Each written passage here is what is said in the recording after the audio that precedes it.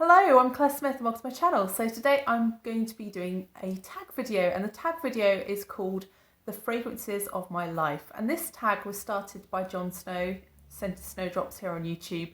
And his idea was to try to tell the story of his life through choosing some fragrances. And actually he sent these fragrances to someone who wasn't into fragrance, and he was trying to sort of give the stories around why he'd chosen each one of these fragrances and what was special about that particular fragrance for him. And actually I'm going to take that idea and I'm going to, choose 12 fragrances that I really associate with particular times, people or places in my life. And I'm just going to tell you about them. And actually some of these fragrances I don't even own, and I probably wouldn't ever want to own because they are so associated with other things. But they really do, when I smell them, take me to certain parts of my life. And I think that's just a really interesting facet of fragrance, isn't it? That it can do that. It can really trigger memories and trigger feelings like really nothing else. And that's part of how fragrance is sensed. That's because fragrance is sensed in a way where the information passes through those emotional centres of the brain before it passes through any other part of the brain. So you do get an immediate emotional reaction from smelling something. And yeah, I just find that fascinating. I'm also going to tag a few people to do this video in case they do want to do it. So I'm going to tag Sunny Path, who is a fragrance YouTuber from Barcelona, and I've been watching her channel for a little bit now, so I just thought I'd tag her because she has about 650 subscribers, and I'd really like to see her with a few more because she's really good. And I'm also going to tag Carmen Centrix, and I have been watching her channel since it started pretty much, I think. So yeah, Carmen from Carmen Centrix. And I'd also like to tag Tara from Opinionated Scents. So Tara Michelle has really quite a large YouTube channel, and I've been watching her since I did one of her tags actually. Yeah, so I think Tara would really enjoy doing this video as well. So that's why I'm tagging Tara. So let's get on with this. I've got 12 fragrances that are going to be representing and telling the story of my life. So the first fragrance is actually one from Yves Saint Laurent, and it's Rive Gauche. So this fragrance, I don't own it. And the reason I don't own it is because it's not my fragrance. It's my mum's fragrance. It's my mum's signature fragrance. And that's why I'm choosing this one, because it just makes me think instantaneously of my mum. And actually my mum's been wearing this probably, I think, since I've been alive actually. I think this fragrance came out in 1970 and I was born in 1984. So I think this is really the fragrance that she's been wearing all my life, and that's really why I associate this one quite so much with my mum. So if you look at the packaging of this fragrance, it comes in this metallic can. The can's kind of a blue, black and silver striped can. It really stands out as a very different type of packaging. So this one was sort of designed to be a fragrance that was to be bought by women for women, and that was kind of revolutionary at the time. It sounds silly now, but actually women just didn't buy their own fragrances. And this one actually, it smells a bit like the way the packaging looks. So it smells cold, it smells metallic, it smells definitely floral, a little bit vintage, it's a little bit aldehydic, it's a bit powdery as well. It's just something that definitely is of its time. It's a perfumey perfume to me. It's sort of a chypre fragrance almost. It's something that has a little bit of sharpness to it, but it's also a little bit soft with all those florals. And yeah, this one I think really suits my mum because my mum was a secretary and she was always dressed very, very smartly when she was going to work. And this fragrance just seems to fit with that. But actually the name of the fragrance is very interesting. The name of the fragrance is Rive Gauche, so left bank. That means the left bank of the Seine River in Paris. And that kind of name is associated with sort of arty people, isn't it? If you're said to be gauche, you're said to be a little bit out there. And actually I think that's quite an appropriate choice for my mum, because even though she was a secretary, she has always been a little bit out there. She's always been someone who is not afraid to say exactly what she thinks, whether that's good or bad. And yeah, I think this fragrance just suits her. It's something that meets me every time I go home. You open the door and you're hit with this fragrance. So yeah, this one will be forever associated with my mum, and that's Yves Saint Laurent's Rive Gauche. So the second fragrance just takes me straight back to a hot summer's day in my dad's garden, and this one is Miller Harris's Found at Dusk. So this fragrance I think the reason it takes me there is because this fragrance feels like a walk around that garden. My dad's garden has a greenhouse. He used to grow tomatoes in the greenhouse. We also had a grapevine in the greenhouse. And this fragrance has both of those smells. It has those kind of green fruity smells, and it also has tomato leaf. This fragrance also has mint leaves, and also it has blackcurrant. And there are blackcurrant bushes and mint plants just outside the greenhouse as well. So I think that's why this fragrance takes me to a walk around my dad's garden. As a child, I spent an awful lot of time outside playing in the garden with my dog. And the reason for that was because I was effectively an only child. My brother is 22 years older than me, so he really wasn't at home very much at all. He actually lived in America at the time, still does. And actually this fragrance as well just has that British summertime feel to it. So British summertime for me is all about those really hot, sticky summer days that lead into those really huge thunderstorms late at night. And this fragrance feels like that. So I think because it's called Found at Dusk, maybe, it just feels like, you know, when the dew's coming down at the end of the day, when the air's kind of heavy and damp, and you know that there's a thunderstorm coming. That's how this fragrance feels for me. So yeah, this one just takes me straight to a childhood garden. So that's Miller Harris, Found at Dusk. So the next fragrance takes me to harvest time. And actually I lived on a farm when I was little, and my dad was a farmer. So really, harvest time is the most important time for any farmer, and so we didn't used to go on holidays in the summer because my dad was always way too busy and he wanted it all hands on deck. And actually, even when I was 10, 11, 12, I was helping out with the harvest, and I used to spend a lot of my summer holidays just standing in a combined harvester cab and just watching my dad operate a combined harvester, because I was so fascinated by the machinery and how it could manage to separate the wheat and the barley from the actual, you know, rest of the plant. How could it separate the grains? I just found that fascinating. And the one that takes me to harvest time is Orchid Soleil by Tom Ford. So this fragrance has that smell that you get when you're unloading a combine harvester, when you're taking the grain out of the chute of the combine harvester, and there's kind of a dusty, hot, sun-warmed kind of smell to this that really evokes that for me. It's got that sort of almost kind of creamy nuttiness as well that you get with that smell of hot grain. And I think that's really why this one takes me to harvest time. I think this fragrance is actually a tuberose and lily fragrance, but really it's the dry down, the vanilla-y, creamy, nutty dry down that I find completely addictive with this one. But yeah, this is unfortunately a discontinued fragrance, and it's one that I absolutely love, and I rarely do wear it, but when I do, it takes me straight back to being on the farm in the middle of summer at harvest time. So that's Orchid Soleil by Tom Ford. So the next fragrance is actually one that I don't own anymore, but I used to own, and it's DKNY Be Delicious. So this fragrance takes me straight back to working in my first job after university. So this fragrance came out in 2004, and I left uni in 2004, and I ended up going to work as an admin assistant for the local police. And that was because I had a science degree, but I couldn't get a job, and I also couldn't afford to move out of home. So I ended up working for the police for a little bit while I found a job that I actually wanted to do, and I managed to get enough money together to move out of home. So I actually really hated working for the police. You may have seen my This Happened to Me video.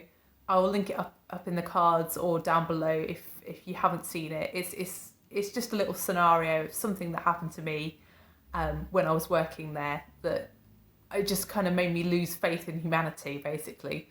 Yeah, working for the police was not a good time. I did not enjoy that job at all. But during the summer of 2005, I got put in this office with these two police officers, Steve and Mark, and they were just really nice to me, and they absolutely loved the way I dressed, because I would just wear really crazy things because I was just bored, basically. I would always be dressed up and looking very different every day. And they found that fascinating. And they also absolutely loved this fragrance, and they would often comment on my fragrance and say how nice I smelt.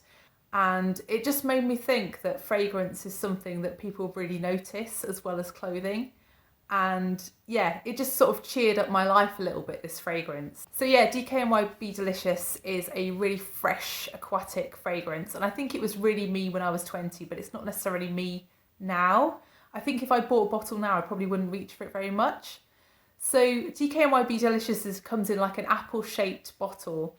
And it does have apple in it, but I would say it's more of a cucumbery fragrance. It's quite a fresh fruity fragrance. There's grapefruit in here as well, but there's also some florals, and really I think it's just sort of, it's got a really crisp, really youthful feel about it, and that fragrance just would take me straight back to 2005, that really hot summer of 2005, working for the police and just wanting to be somewhere else, but still, you know, being happy to have found these two people who are making my life a little bit more enjoyable. So that's DKNY Be Delicious. So the next fragrance is another one that I don't own, and I don't want to own it. It's one that just has certain memories attached to it, and of a certain person, and I wouldn't want to own it, but I do go and smell it occasionally in shops, and it just takes me to a certain place. And I have actually bought this one for Paola Bianca, actually. So, you know, I like this fragrance. It has good associations with it, but I just don't want to own it. So this one is Bluegrass by Elizabeth Arden. So this is a really, really old fragrance. I think this came out in the 20s or the 30s. I'm not quite sure.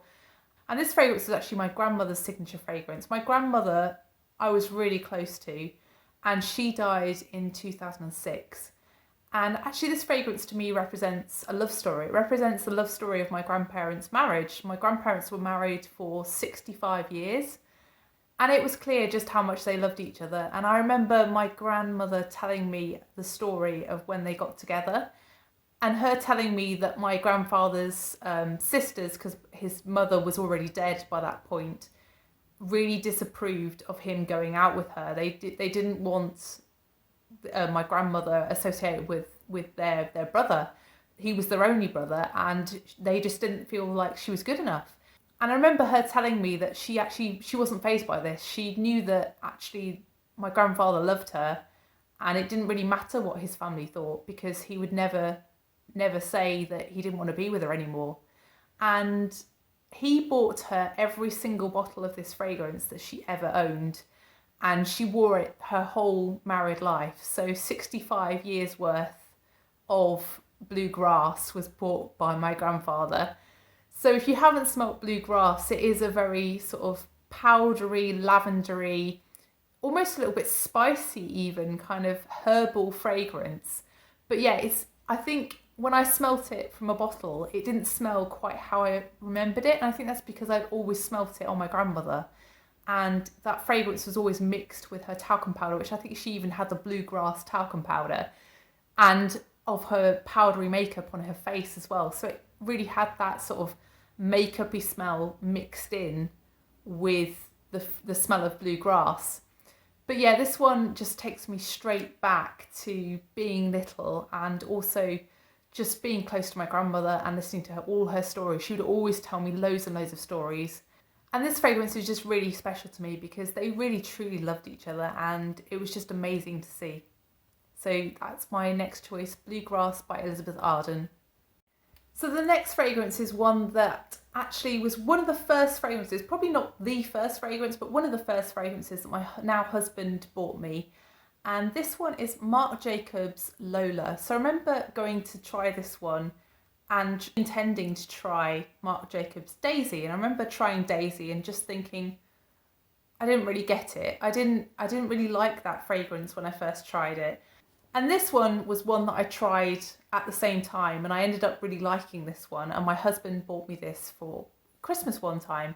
And I remember it coming in a purple box covered in roses. And I absolutely love the box as well as the fragrance. So this is a peppery rose fragrance, and it also has quite a strong opening with grapefruit actually. This fragrance is now discontinued, and actually this one, I think this bottle, which is not the original fragrance that he bought me, it's actually a repurchase, but even this bottle I think is really not in the best condition anymore. And I don't think, when I finish this bottle, I think this will be it. I don't think I'll be buying another one. But I do actually still enjoy wearing this, even though the top notes have really gone a little bit with this fragrance. It really takes me straight back to that early stage of our relationship and to just, you know, being very in love. And yeah, it's just one of those things, isn't it? It just takes you straight back to that time in your life when you were super happy, and you thought that, you know, it didn't really matter that you were living in a hovel or whatever. You just loved being with that person, and you felt like you wanted to spend the rest of your life with them. So that's Lola by Marc Jacobs.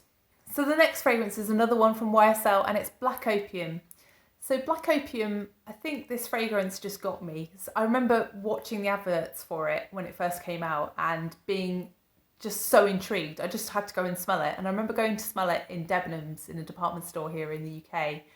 And it was just something that I couldn't stop smelling. I remember going back to smell it on the same store visit and spraying it on my other arm and then spraying it on my neck because I just couldn't believe how good this smelled. And I remember that feeling that I had when I first smelled this. I had this feeling that I wanted to feel like this fragrance smelled. That sounds weird, doesn't it? But it felt dark, it felt seductive, and it just felt addictive. I wanted to be addictive. And yeah, I think this one is just something that I just immediately fell in love with. And really, I think I hadn't smelt many fragrances at that point in my life. And I was probably pretty naive with how good or bad this fragrance is, because I feel like this one is considered to be a little bit passé now. It's considered to be like too sweet by quite a few people, but I still really love this one, and it's just associated with a really important part of my life because I wore this for most of my PhD. I did my PhD between 2013 and 2016, and I remember wearing this one to my PhD viva, the most important exam of my life. And that sounds ridiculous really, doesn't it? Because Black Opium is not really a fragrance that you would go to a very serious, very formal situation in. It's quite a sexy kind of clubby fragrance almost. It's sort of seductive. Why would I wear that to my PhD viva? But it's just because I love this fragrance and it was my signature scent, and I just wore one fragrance all the time at that point in my life. So Black Opium, I think most people will know how it smells, but for me, I think this fragrance is more about the jasmine than anything else. The jasmine is the thing that really stands out for me, along with the licorice, weirdly. I think I'm really sensitive to licorice in fragrances, and I really, really like licorice as a fragrance note. So I think that's maybe why I think of this as a licorice fragrance. But really, I think for most people, this is a coffee vanilla fragrance. And I think that's the reason I find it so addictive. Yeah, when this dries down and you're left with that last bit on your skin, it's just delicious. So that's Black Opium by YSL. So the next fragrance is the fragrance of trouble. And this one I rarely wear, but I keep it as like a talisman. I keep it as a reminder of a bad time in my life. And this one is Loverdose by Diesel. So this fragrance I wore a lot when I wasn't very happy. This one is something that I really think of as a fragrance of woe. I know that sounds weird, but it sounds overly dramatic. This fragrance probably represents the worst part of my life ever. It was a very up and down period. There were good bits and there were bad bits, and I think this fragrance really gets sort of both sides of it. You know, like I'd spend a lot of my time going out and having lovely evenings and doing wonderful things, but I just wasn't happy ultimately. And there were a few events in that sort of time period that were just not great.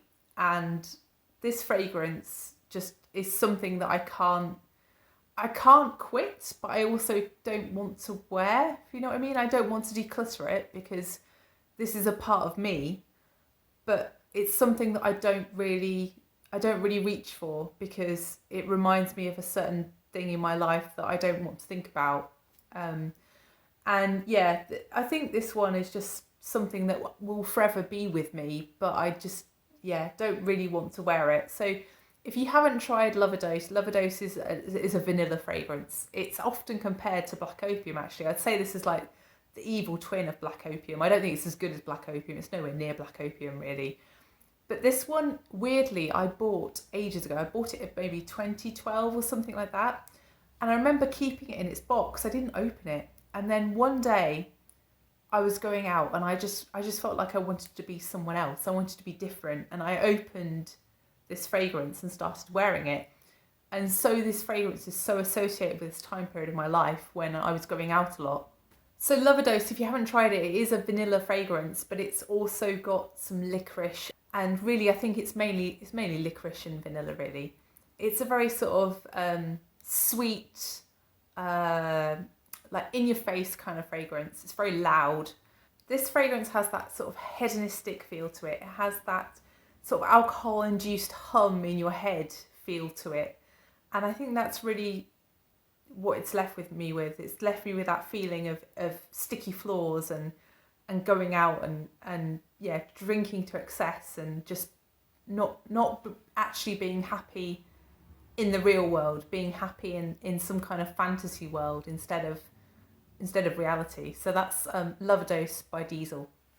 So this next fragrance is one that I started to wear after Loverdose, and it really represents that feeling of feeling better. It makes me think of being protected again and feeling more like me again. So this is Kenzo World.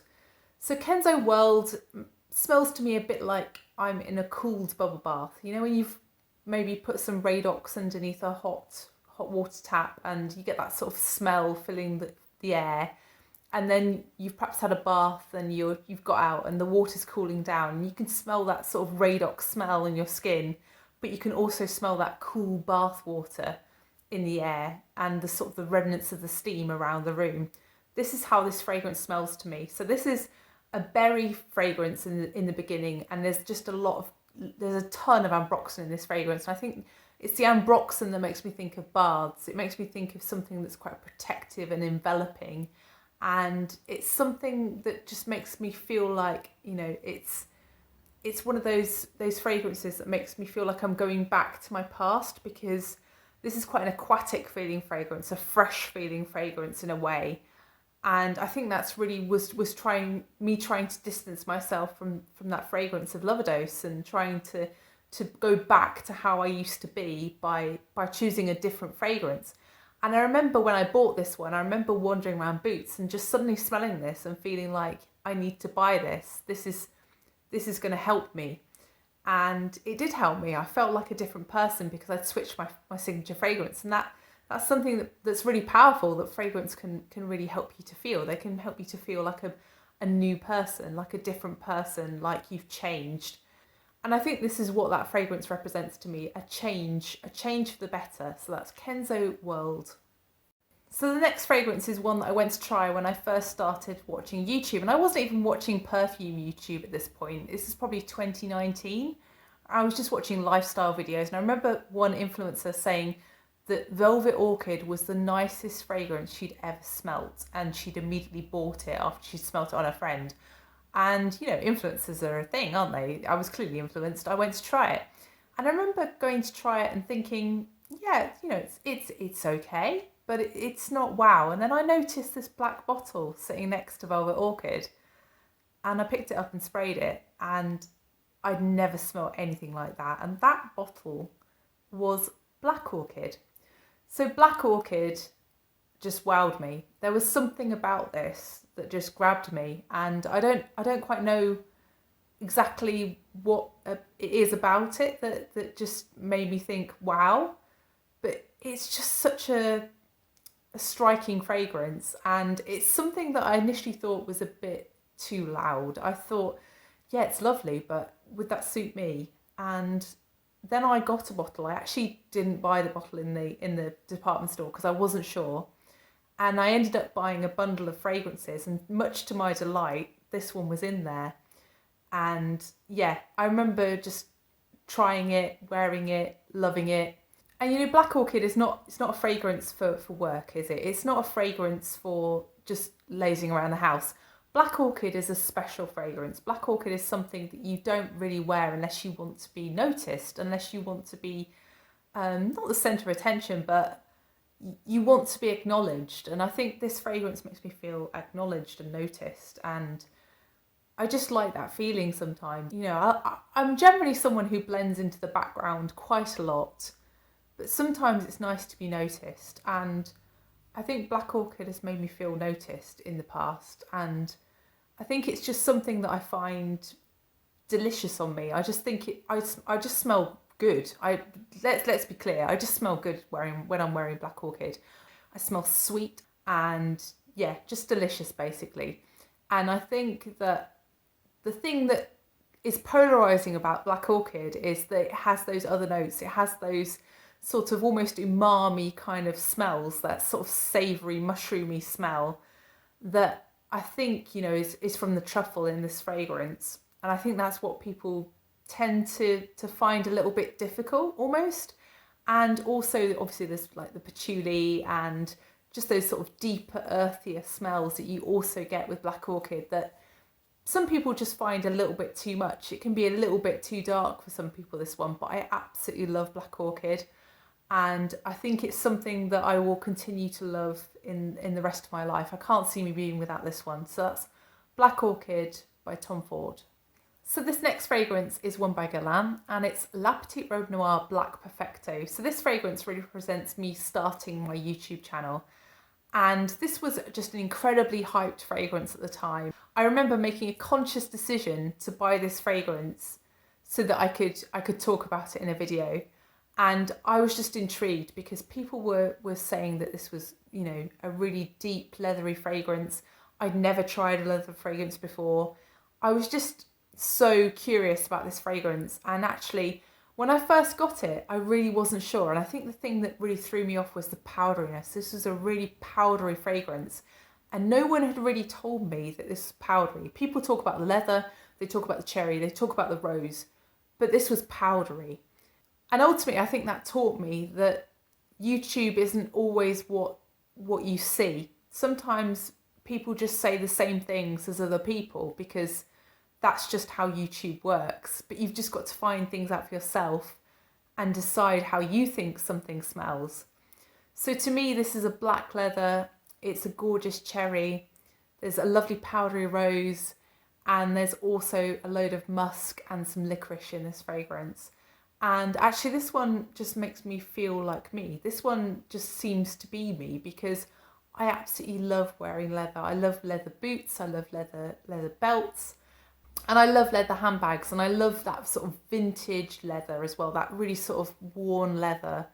And this fragrance just makes me think of cold nights out and date nights, and yeah, it's just a very seductive fragrance, and it's just something that I just really, really love. And I think this fragrance as well represents a friendship that I've had on YouTube, and I bought this for Jon Snow, for Scented Snowdrops, because he has just been so supportive of my channel and has really helped me actually.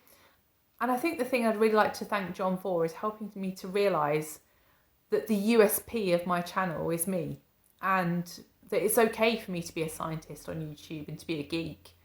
And actually that's probably why people watch me, because I do have that slightly different point of view. I am slightly offbeat. I do say weird things, and that's fine, isn't it? That's me in life, and that's me on YouTube, and I think that's important. I think if you're starting a new channel on YouTube, you need to find your USP, and you need to be you on YouTube. You need to be open and genuine, and I think that, you know, that's how I want to be, and that's how I've just been encouraged to be by other people here who have been so supportive of me. So thank you so much for that. And that's Guerlain's La Petite Robe Noire Black Perfecto.